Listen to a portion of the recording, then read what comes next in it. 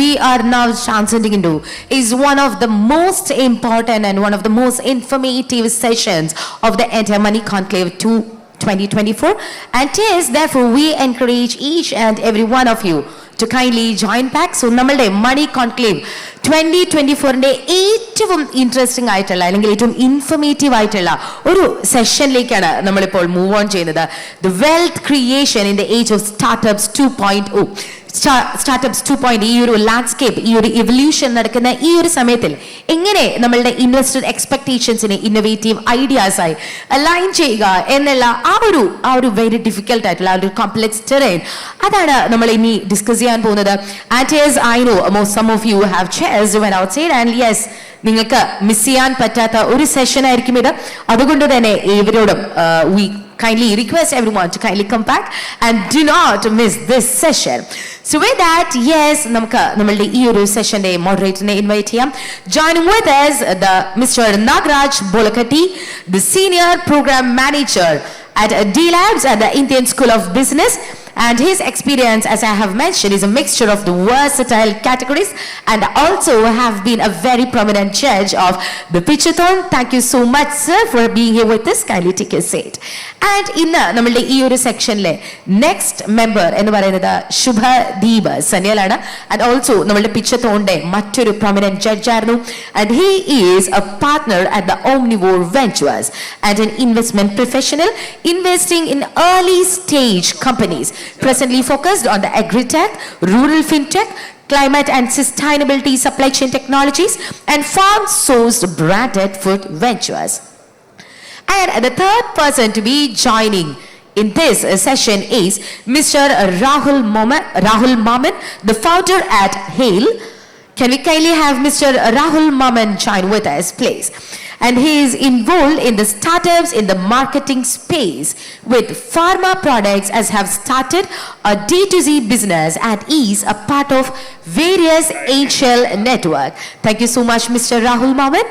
And yes, ഇന്നത്തെ ഈ ഒരു സെഷനിലെ ജോയിൻ ചെയ്യുന്ന the last person, Money Conclave 2024 one of the most important sessions ആണ്. ഈ ഒരു സെഷനിൽ ജോയിൻ ചെയ്യുന്ന the last person is none other than Mr. Samir Saathe, who is a private capital strategist and is a success coach for the venture capital and private equity program at ISB, a B school that has been ranked 31 globally. And also ഇദ്ദേഹം 4 അവാർഡുകളുടെ വിന്നറാണ്, with 3 awards in corporate and business environment, with the Brand Impact Award in Public Service, High Flyers 50 awards in Asia, and 1 award of special category programs leader in education and skilling. So with that, we are all excited to listen what you have got to bring to the table. Moving over to you, sir. Thanks for the fantastic introduction. So I would like to start this conversation with a disclaimer, right? Wealth creation doesn't have a secret recipe. Don't catch hold of us like whatever we said. So we take full responsibility of what we speak based on our experiences so far, right? So with that, we would like to set the context and bring in certain data points as the topic suggests, right? Wealth creation in the era of startups 2.0. Right? Investors' expectation versus reality probably. So let me set certain expectation for the Kerala ecosystem, right? So when we learned like this topic we will be discussing, I was doing a bit of research. So I figured out, right, there are interesting data points about Kerala startup ecosystem. The growth rate of Kerala startup ecosystem is 5 times higher than the global average, which is Kerala startup ecosystem is going around 246% year by year, right? That is like very interesting figure for the aspiring investors and investors around here. Then second data point, in Kerala at this moment of time, we have more than 4,000 active startups which are operating, right? And Kerala startup ecosystem is valued at $1.7 billion, right? And to support all these data points, Kerala workforce or skill force is considered to be 4th most Asia's affordable skill workforce. With that, we will move to our first question, where we try to uncover the wealth creation in the startup area. So, Samir, my first question to you, so because you have been at startups or entrepreneurs in different phases of their journey, right? So could you help us to understand how fundamentally the startup ecosystem has evolved in terms of wealth creation compared to the traditional businesses? Sure, thanks. Firstly, startups ecosystem essentially begins with the objective or intent of someone who wants to solve a problem in the society at large scale. That's very fundamental, right? When we think about wealth creation, more importantly, more than wealth creation, it is that desire and passion to solve that problem that comes first. If you're looking at wealth creation and how startups have done compared to other asset classes as we might think about, if you look at it, firstly, startup is a risky asset class for an investor in the first place, right?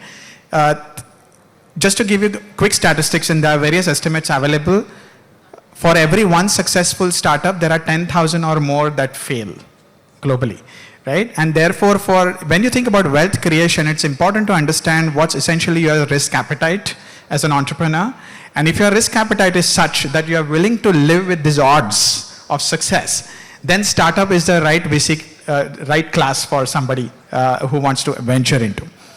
Assuming that you have desire, passion, intent to solve a society's problem, if you look at then the data that is there in last 10 years and what we have in the last 2 years, etc., it's fair to say that for those who have been successful, they have basically looked at the returns anywhere between 3x to 30x, right?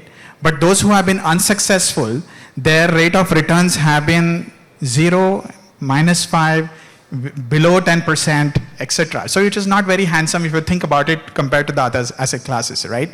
So wealth creation will happen provided one is circumspect in terms of how the scale up is going to happen. So those who do not have a global ambition or those who do not have an ability to scale up with a clear path to profitability, the wealth creation will always become a question mark, right? So that's how I would balance it. There is a massive potential, but I think it remains to a very few, those who have been able to get it right. Okay, great, Samir. So you were saying that success rate is very minimal, but I have heard that with multiple panels operating here, they said higher the risk, higher the return, right? So with that, let me move to Rahul to understand, like, to what it takes or like what are the factors for a startup, because you yourself build multiple startups, you are mentoring few startups, you are helping them, and with the concept of fast fail, right? So with that, how do you suggest an aspiring entrepreneur or the startups, what are the key factors they need to be mindful of in terms of the wealth creation? Like from a startup founder point of view or from an investor point of view? So you can start with a startup founder point of view, because anyhow that will appeal an investor to invest in you. Yeah, I'll be speaking in Malayalam, a mix of both. So startup founders idea to varum.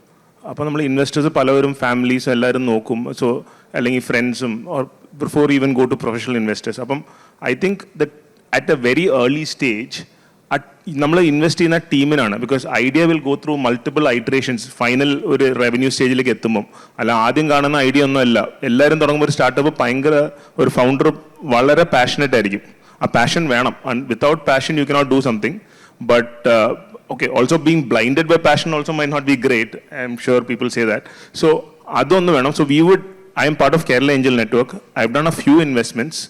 I run a startup myself called Hael. Among other things. So, അതിൽ നമുക്കുള്ളതെന്ന് വെച്ച് കഴിഞ്ഞാൽ നമ്മളുടെ idea എന്തായാലും മാറിക്കൊണ്ടിരിക്കും. നമ്മൾ ടീമിനെയാണ് നോക്കുന്നത് invest ചെയ്യുന്നതിന് മുമ്പ്. ഒന്ന്. Secondly, if you are investing in startups, only put a certain percentage, 5-10% of your entire liquid assets or whatever it is, this is very high risk. And there are few friends who wanted to invest in me. I did not take the money also, but then they've invested in other places and they're expecting monthly returns. If you invest in a coffee shop, you might get, or a car wash or something, you might get monthly returns. If you invest in a startup, don't expect monthly returns. That's definitely not going to happen. And be willing to write off the entire money. Alla nammalippam 50 lakham 10 lakham etra ittalum aa paisa return polum kittilla and first be ready to accept that. And probably after you invest, write off that investment mentally. That might make your mental health better. And this is from a individual investment point of view. And what I have to suggest for people who might be investing in startups in Kerala is there are networks like Kerala Angel Network, there is Malabar Angels, there is Conclave Ventures. Angana pala idundu. You probably, if you fit in the criteria, be part of that. So you can do, it's all syndicated. So you can put 2.5, 5 lakhs, 10 lakhs in different startups. So you are more prolific. And there is a little bit of group think, but there's also likelier that the deal flow is better. And in Kerala, what we see is we need to improve quality of deal flow. Kerala startup founders have to come to networks here, and it's chicken and egg. So only when you get funded, you get more. And from founders' point of view, എനിക്ക് പറയാനുള്ളതെന്ന് വെച്ച് കഴിഞ്ഞാൽ ഈ startup funding കിട്ടുന്നത് is not your right. You may not get money. Don't get angry at the founders. Figure out how to solve that. You can do a lot of things without money also. Certain things you can never do without money. That's true. But there are a lot of things you can do with money, without money. Sorry. So I think getting money is not a right. നമ്മൾ നോക്കുമ്പോൾ പത്രത്തിൽ വായിക്കുന്നത് you will read that 100 crores, 50 crores, 1000 crores, all these numbers, right? So that is because you are reading only the one part of the story. There are people on an average, I don't know, the VCs here and the funds here might say better, but 50, 100 pitches to get one funding for a startup, like whatever the number is. So nammal kekkumbol unicorn was passed by, or Uber was passed by 20 people, that's normal because that is how it works. So enikku athre parayanullo, risk is there, put only a small percentage of money, potential of complete write-off is also there, especially in very early stage. And if you really want to be part of this thing, maybe be an LP or put money in the funds. That's also one way of being part of this. And this can be part of your investment mix. This cannot be your only thing. Okay, thanks Rahul for bringing in that investment perspective to it. But with that, I will move on to you, Subhadeep, because you have seen a number of startups over the period, right? So we feel that money can only bring in more money, right? So as an investor, you will be investing in looking at multiple parameters to it. One of it could be scalability of the startups. But beyond this, we have seen the startup who have scaled rapidly and failed rapidly, right? But what are those observations of yours or suggestions from yours to both like founders and the investors? How do they need to bring in sustainability for having a standard wealth creation or a goal pace for a startup as well as for the investor? Okay, sure. Let me attempt to address this in two phases. So for an investor, when we are looking at a particular company or startup, there are largely four factors that we can bunch our assessment into. So one of them is, and I think the first and foremost becomes team. Who are the people behind it? What are their motivations? Why are they better suited to probably do well as opposed to somebody else attacking the same problem? And I think the earlier you are as an investor, the more important it is that team is the whole and soul. There is nothing else that you back, right? Till Series A, it is only team and nothing else. There are hardly any tangible assets that you're backing. The second aspect is kind of the total addressable market potential, market size. So team, TAM, right? Can this grow to a certain extent where it can then deliver an exit for an investor? You have to think of the investor as a guy who is putting money for a finite period of time, maybe an 8-10 year window, and then expects returns because this is many a times not their personal capital. Most funds are fund managers who raise from various different LPs, individuals, institutions, and they have to return the capital after 10 years or 8 years, whatever the case may be. So in that period, can they build a large enough company to justify a return as per their fund size? So a TAM question will be very different for a fund which is a 200 crore fund and deploying 5 crores. And a TAM question will be very different for a fund which manages 10,000 crores and his average check size is 200 or 500 crores. Because the perspective of a return changes significantly, right?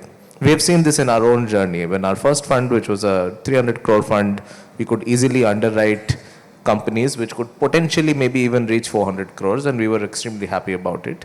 The current fund is a 2,000 crore fund, and for us to be able to have a hypothetical exit also, we need to underwrite a much bigger potential market size.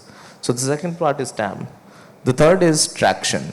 And traction is basically, if you're a revenue generating company, then where does this revenue stack up? Have you started showing early signs of unit economics, or how mature is your unit economics stack? If you are a company which is into product development, and there are many such use cases where we are seeing more and more deep tech companies getting funded, and you maybe have a 3-year journey where there's no revenue coming in, then what are those metrics that you can track, right? So traction, and then how you're faring there. And the fourth one is basically kind of looking at, how do you potentially exit the company, right? That is the fourth most not talked about part of investing, but I think the most critical, because that is where the alignment with founders is extremely important, right? So if you're investing in a founder, you have to be okay working with the team for the next 7-8 years. You need to like each other. You will have fights, you will have disagreements.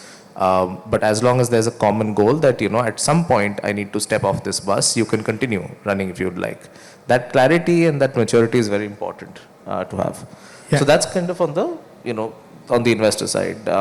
In terms of, I completely agree with the points, both of them mentioned, that startup investing for LPs is risky. Investing in funds is one way, but there also I would just add that most funds in India, are unable to even return capital. There are very few funds, and I'm saying this as a fund myself, that it's not easy to kind of deliver and return on a fund, and it's a 10-year journey. So be prepared that 10 years you'll only receive MIS reports and not a single rupee, right? And then we kind of, if we are lucky, we distribute capital, and there are of course outsized returns. There are people who make 3x, 5x on a fund, which is considered exceptionally good performance. But yeah, I'll take a pause there and maybe. Yeah, just to add to what Subhadeep has mentioned, and very valid point, Subhadeep. I think 2 additional insights that I wanted to share, which are kind of speak with what you just now said.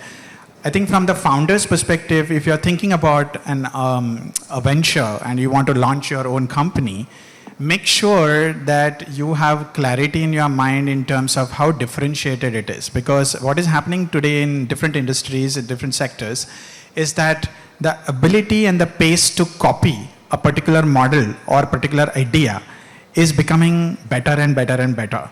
And which is why, if your idea is something which solves the problem for now, but you are unable to keep that differentiation over a period of time, then it becomes a problem for yourself to get returns, and definitely it becomes a problem for the investor, because they will not have the same competitive edge that they initially thought when they invested in the venture, and that becomes a problem over a period of time. So I think that one thing that you must think about is really how differentiated it is and whether you can keep up that. From the investor's point of view, the second thing that at least I have observed is about whether you're making a portfolio decision or a unit decision for a given company that you're invested in. I think this, from the GP's point of view, it's very important, because when they're managing the funds of LPs, they would need to take into account in terms of whether out of 20 investments they have made, can they afford to live with a particular investment which is not generating particular return? And is that their outlook, or they want to make sure that every single company that they invest in is outsmarting itself and the competition over a period of time, which basically brings up the returns of the entire fund, right? What I'm noticing, Subhadeep, and you can add in out here, is a lot of the companies like yours, the venture capital houses, etc., are increasingly becoming aware that every dollar is important in every company, as opposed to saying, hey, out of 15, 3 will really make super duper returns and the others may not, and I'm happy with it. I think that's changing. Don't you think so? So that's an interesting observation. It is changing somewhat. It's also very dependent on sectors. So if you look at what we do, we are a lot into, I would call them like businesses which are, common, which are needed, which are high impact, slightly on the sustainability space, food, agriculture, rural, like very hard businesses to do in a sense. There we do not have as high a write-off any which way, like a normal tech consumer fund may have, right? So our write-off is that we are extremely happy if we lose half our portfolio, right? So we won't let that happen. But if I talk to some of my other peers, they are still happy saying that, okay, 80% will fail. I think the point which you're raising is important, because, and there are two things at a fund level, these kind of challenges of managing a distressed asset, of managing a turnaround with a founder, I think it builds up the quality of the investment professional also. So many a times you will see us tackling that proactively, A, because there's money riding on it, B, because we see that there is intent on the other side to also work. Right? So if we don't see that the founder himself or herself wants to fight out a certain situation, then I don't think any investor is incentivized to play that game. Right? They'll rather write it off and say move on in life, at least that one, and take a portfolio approach. But I think more and more, especially in businesses which, see, if you don't have PMF, after a few years you don't have PMF. That is just reality and you should accept it, move on. And we are very, very okay with that risk, and I think we endorse founders who are able to say that, listen, I tried, gave it 3 years, and ABC, these are learnings, this is why it did not work. And we'll recommend those founders again, we'll reinvest in them again. It happens. That's very normal to do. Nobody needs to have any sort of any shame, guilt, whether the investor or the founder in that scenario. As long as the integrity does not, get questioned, or that's not a question mark, I think everything is fair. Okay, so that brings in, like, wealth creation is a process, is not an overnight thing, right? Like, everyone need to be patient around here, not just the investor, even the founders, and they need to admit to the realities. So with that, I'll move on to you, Rahul, because as they clearly mentioned, every dollar counts, right? Where LPs, where GPs are answerable to LPs and the startups are answerable to the funds, right? You being the founder and the investor, right? What are your perspectives when we look at, let's say, so a venture capital or an equity fund, what role they should be playing with a startup beyond the investment or beyond the funding? Yeah, so I run a business which is at a growth stage. So ideally, I should not be investing in other companies. And I do very little investments, but it's more as giving back in terms of connections and being part of the ecosystem. There are certain larger ticket sizes we have done also, but the point is, it is not really a wealth creation perspective for me yet. Eventually it will be, but it's more of giving back and trying to be relevant with a lot of friends or people who start up. We just do some things. That's one thing. And from a VC perspective, I am not I have not raised VC funds myself, but I have, as part of one company where they recently raised VC, I was a co-founder and then I exited. So we pitched to various VCs. What I realize is VCs, because they hear from a lot of startups, they have a lot of knowledge in terms of from the specific industry, whereas it's great to go and pitch even if you don't get funded, because you will get a lot of feedback. A lot of it might be something that you consider irrelevant, but a lot of it, there must be just a little bit which you'll find very relevant. This is pre-investment. But post-investment, there are certain VCs which will actually actively kind of help you operate the business also, because surely as an early stage startup or even growth stage startup, there will be certain aspects of the business which you would not be good at. If you are a 2-member team, 2-member founding team, or a 3-member team also, there would be certain parts you would miss. And it's great to have this sounding boards who would kind of give you solicited and unsolicited advice, and also connect you to different people. You going and getting entry is definitely, like for example, I am personally trying to get into quick commerce.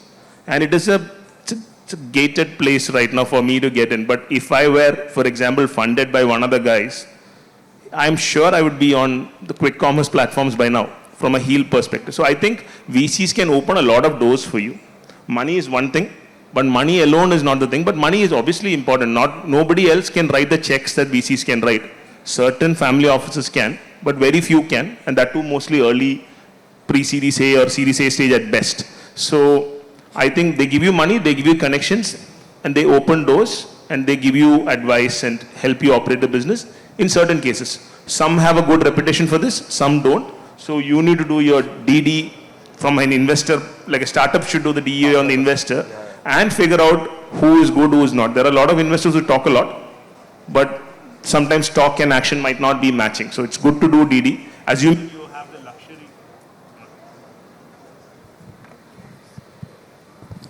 Assuming you have the luxury of being able to choose your investor. So if you don't, then take money from who gives you, because that's what's most important. But if you are lucky enough in a position where you can decide where to take it from, then probably this is good. Okay, so also just to add to what Rahul is mentioning out here, just to share a couple of the other areas or related areas that the investor can contribute to in addition to money, which is important from the founder's perspective. One is clearly, apart from the networks that Rahul mentioned, which is very important because that allows you to acquire a customer faster because simply you have better touch points.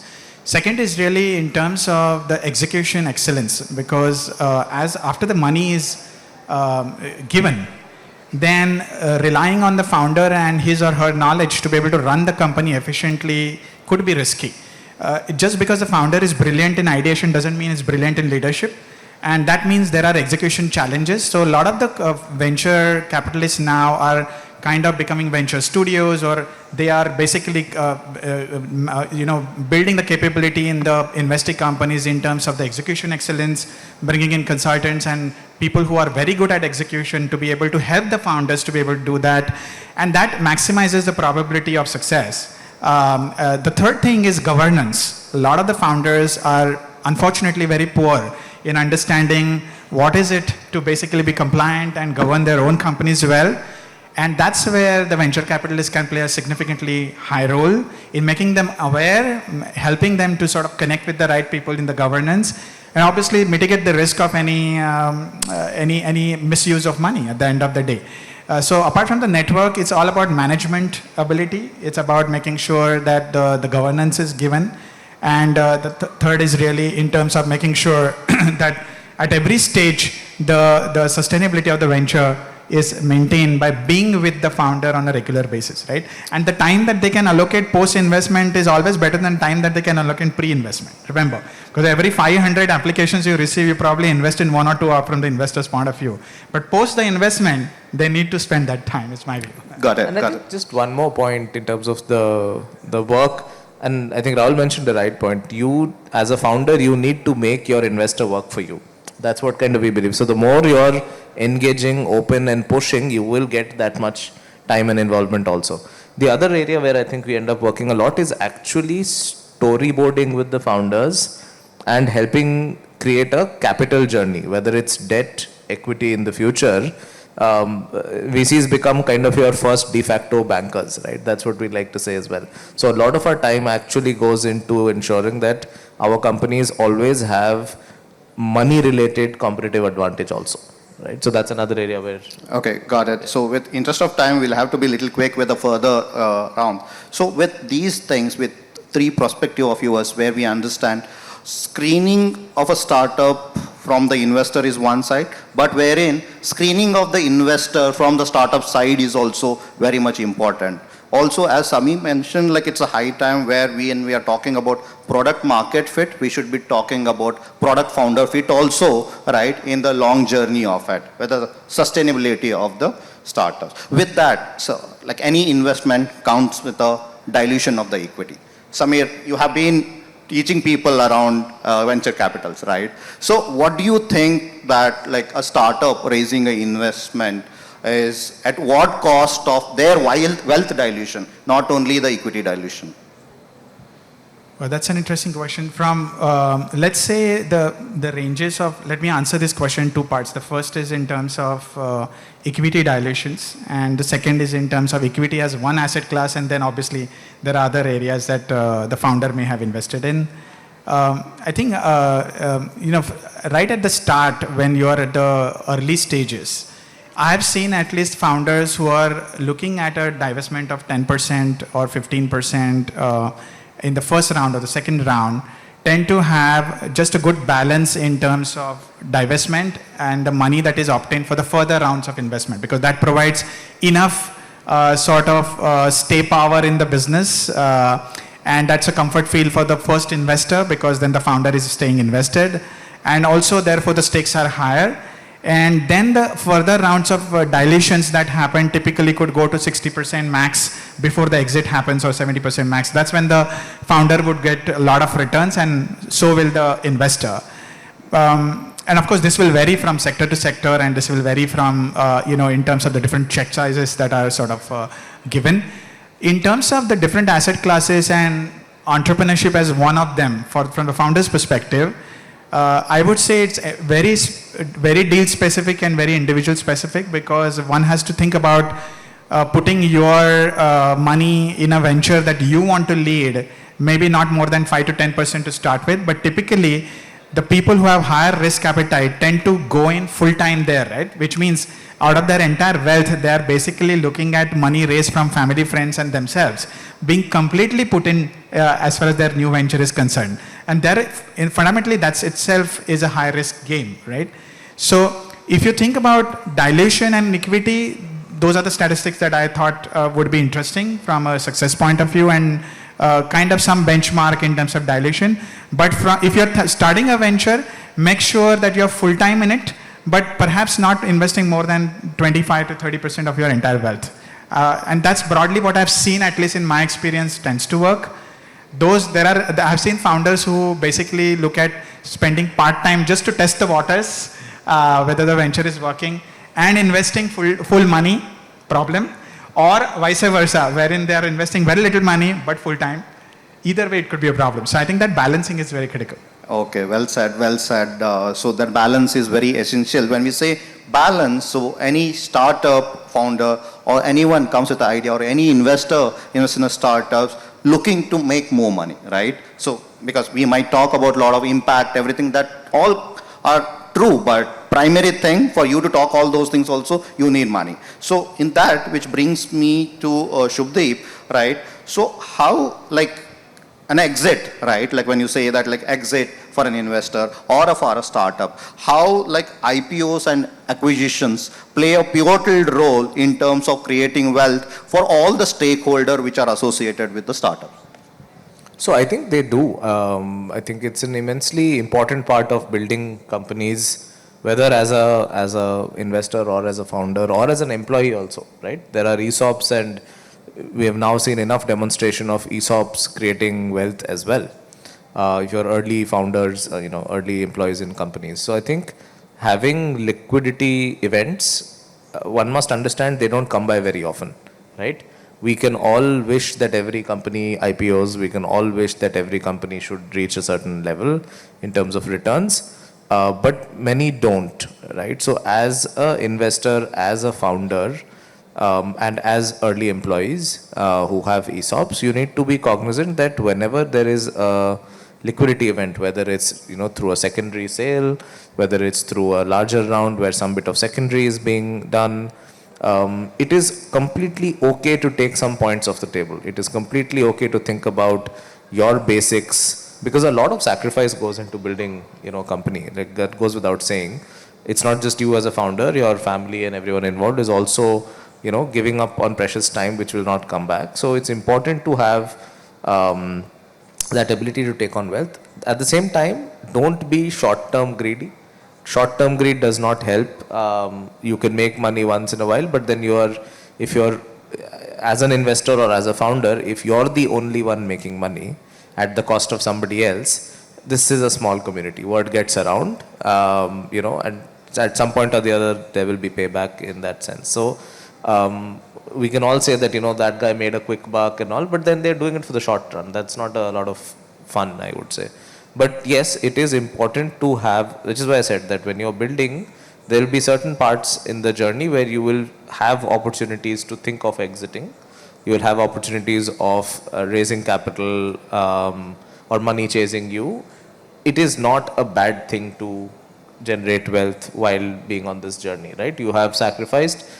We have seen many founders who are conflicted when they are at a stage when they have to think about, okay, whether should I sell my company now or whether can this go to an IPO, right? There's no right answer. I mean, all of us are smart in post-facto analysis, but at that point in time, you have to basically see that, do I have enough motivation to continue, or am I happy with this certain number? Like, I'll give you an example. In our portfolio, there's a company called Eruvaka, which worked in the aquaculture IoT space, Vijayawada-based startup. Not Bangalore, not Delhi, Vijayawada-based startup, not even Hyderabad. Now, the founder there was a tech guy purely building for the shrimp business, built a wonderful product, great tech guy, not a great sales guy, was able to convince one of the largest aqua feed players in Europe, and that became effectively the digital arm of that business. And he did more business in South America than in India, right, sitting here. The guy made north of $25 million personally in a span of 8 years. And he knew that, okay, this is not $1 billion business. we as a fund made a similar amount of money, and that was one of our best exits in Fund 1 when agriculture IoT was kind of unheard of like 10 years ago, right? So the point is these things can happen. And again, it was a very difficult 7-year journey where no one else funded him, right? So it's important. That's what I'm saying, that you have to be cognizant that there will be certain, and not everyone has to do an IPO, right? Okay. That is the other thing as well. So Got it. I think we have very little time left. I think we have to spend some time on Q&A also with quick round of last questions. Like Rahul, to you, right? Like as for investor or a startup, what kind of risks involved for a startups or an investor, right? So in terms of wealth creation, right? When it comes to, like, let's say if I'm a startup, right? What all risks do I have now to create wealth? No. So I'll take it in a different angle. Before that, just one thing. This dilution, we see in very early stage family rounds that people dilute 40-50% and all that. Please don't do that. Dilute. It's in the investor's interest to leave enough on the table for the startup. So ideally dilute 10 or 15%. And each round you will have to dilute also. So from a startup perspective, ഈ company ഭയങ്കര വലുതായി കഴിഞ്ഞാൽ നിങ്ങൾക്ക് 10% share ഉണ്ടെങ്കിലും നല്ലതാണ്. If the company remains small and you have 100% or 95% of the shares, it doesn't matter. So ideally, dilution is important, and there will be a conflict of tug of war between the investor and the startup. But I think it is kind of overrated beyond a point, because the whole idea is for the business to grow. So that's one. This startup full risk. When you run the startup, unlike a fund where they have multiple baskets they're putting on, a founder is putting most of his time, which is one time, you can't recreate it, in the startup. So it's quite high risk that way. So as they mentioned, liquidity events are rare. So when it comes, take it. Maybe keep hedging. You might be 100% confident about a business as a founder. Very few are subconsciously, but still, let's assume they are. Even then, when you get an opportunity to exit, partial exits are always good. Having liquidity personally is not a bad thing. And investors actually probably encourage it so that, golmaal is reduced or stress is reduced and all that is reduced. So if you get an opportunity to do a secondary, do some bit of it. Always keep that in mind. Or if I'm sure some of you know friends who will do it. So that's it. I think let's open it for questions. So. Nagaraj, just one comment very shortly on, just to add to what these two said. Typically, I think look at only two dimensions. One is in terms of how fast or how slow your passion is going to run out to stay doing what you're doing. That's a very important dimension. Second dimension is obviously simple math in terms of what's the return now versus return later. If you look at these two axes and then look at your decision making, you will do good. There are options in the market which have come up, like acqui-hire, are principally with that reason, because investors would want to make sure business continues, but the promoter or the founder doesn't have the appetite to run it on his own, so they want to be involved in running it for the success of the venture, but as a part of something else. And on the other hand, I have seen founders wherein they have exited because the passion has run out, interests are made. Maybe they could have got more returns later, but the passion has run out. So I think it's a very, very promoter founder specific decision. And if the investor is involved, it's a balance of these two. Great. Thank you so much for all those insights. Before we open it up for the questions, just to conclude, so no journey is easy. Either it's a founder or an investor. We have our own battles to fight day in and day out. But saying that success, or like we started saying that wealth creation is not a overnight thing. It's a process which will take lot of obstacles in its way, and like the one who overcomes it definitely wins, will have a last smile. With that, we'll open up for the questions. Please feel free to ask questions to the panel what we have today.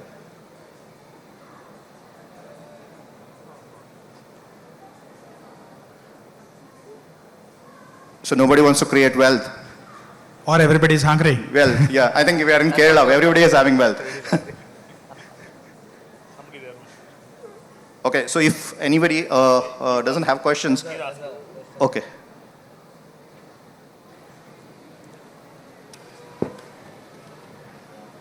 All right, so we only have a very limited time. Do we have any questions? All right. Okay, please. Can we please pass on the mic to... Yeah, one question. Yeah, please, sir. Yeah. So, Rahul, you are saying about secondary exit, right?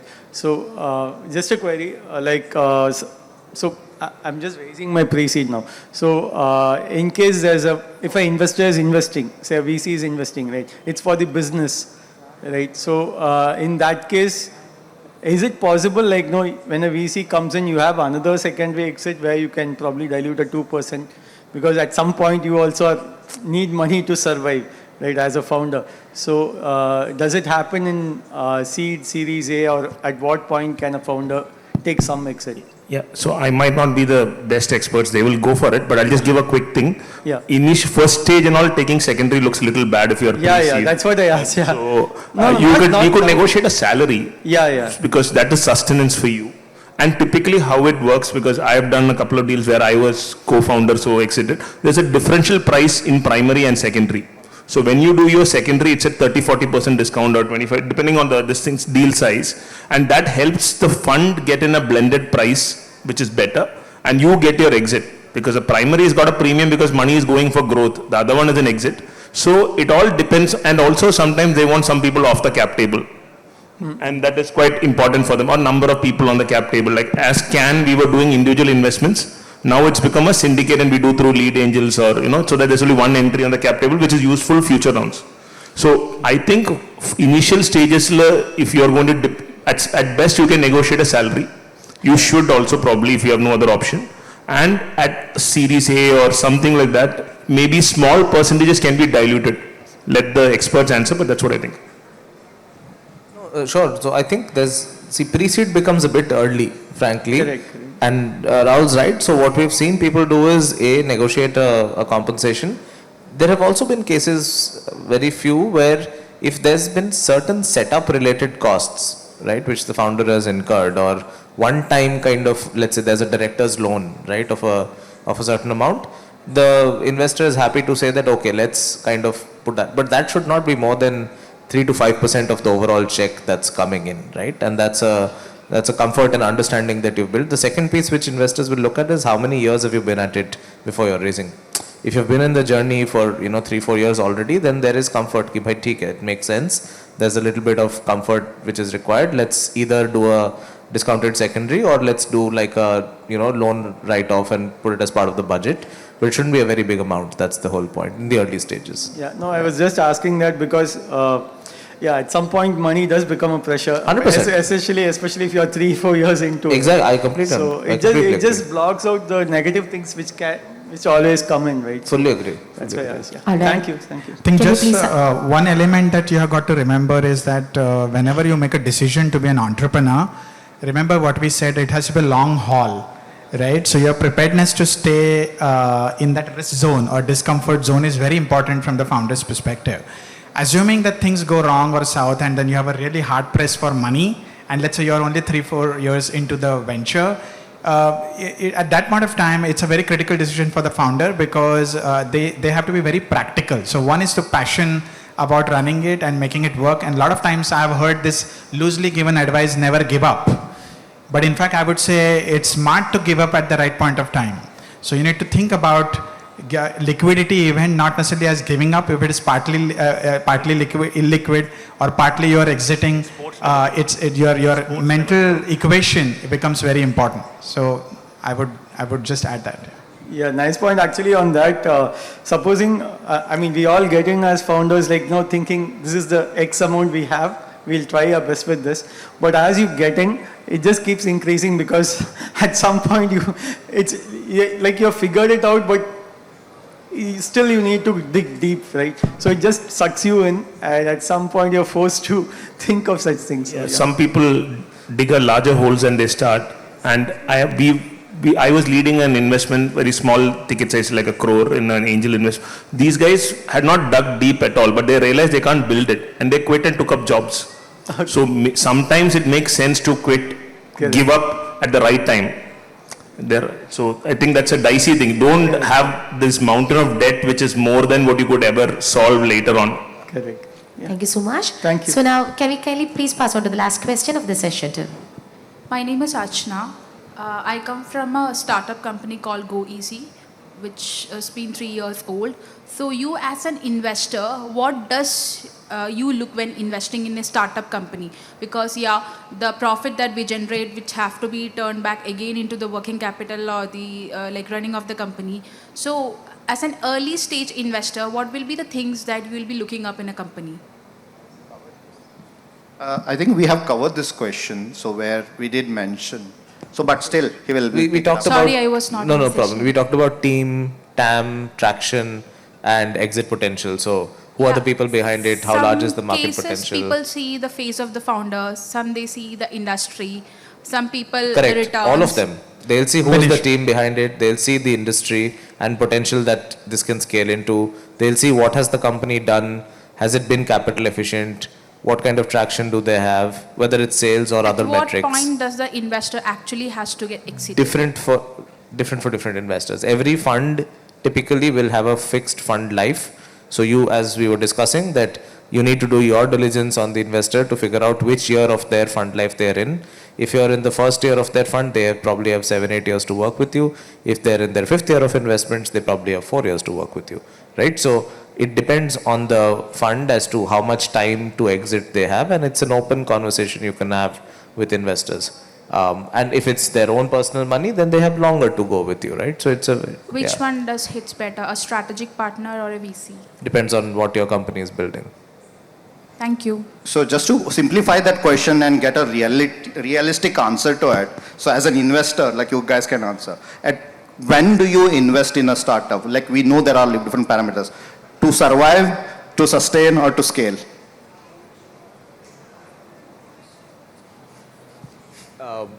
To survive, to sustain, or to scale? To scale. Because the one founder, like say, there is a matter of survival at one point, right? There where they need money. That right? is okay. So at but what point? many a times, if it's a matter of survival also, you are at the cusp of survival and scale, right? So if you can often find investors, which I've seen companies, we have invested in companies where if they were not funded 3 to 6 months down the line, they would not have existed. And those have gone ahead and scaled. So it's, but generally the intention is always to invest for scaling. Yeah, Not absolutely. for just, you know. I mean, nobody starts anything just to survive. Everybody starts with an intent to scale. But it's like riding a bicycle. You have to keep riding, otherwise you will collapse. Either you have to keep your feet on the ground or dismount the bicycle. You can't stand still and feel that you need to go ahead, you know. Yeah, thank you so much. Thank you. Thank you so much. So that was a session on the wealth creation in the startups 2.0. Thank you so much. And kindly to accept our heartfelt gratitudes. And may I now humbly request the founder of Fincoversity, Mr. Ibn Jala, who is also the founder for Money Conclave 2024, to kindly join with us and express our gratitudes to Mr. Samir Saathe. And also may I humbly remind and request each and every one of you to kindly applaud for a wonderful panelist.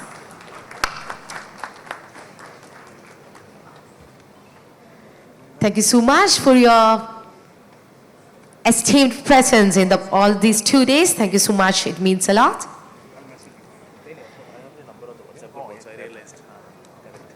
Thank you. And now we humbly request Dr. P.P. Vijayan, the business strategist, mind trainer and success coach, to kindly join with us.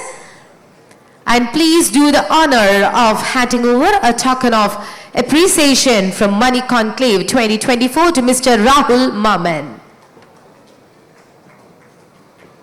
Thank you so much, Rahul, for all the valuable insights that you have brought in to Money Conclave 2024.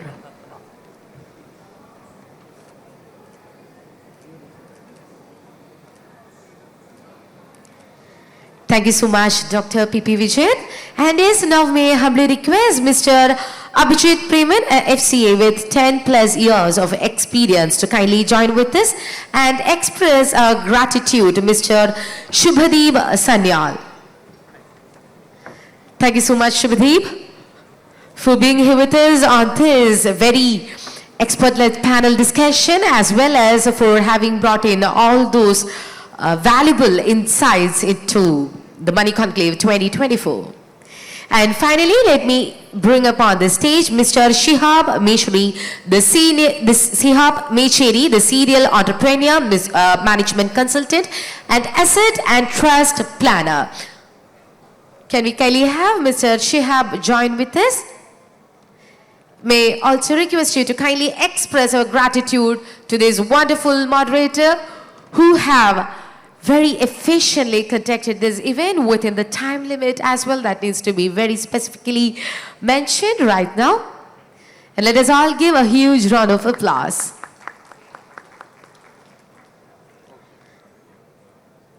Thank you so much, Mr. Shihab, and thank you so much, Dr. Vijay. And may I now humbly request all the panelists. Thank you so much. You may now kindly take your seat. And may I humbly request all the panelists. Thank you so much, Mr. Ibn Jala. And may I humbly request all of you to kindly join together for a group photograph.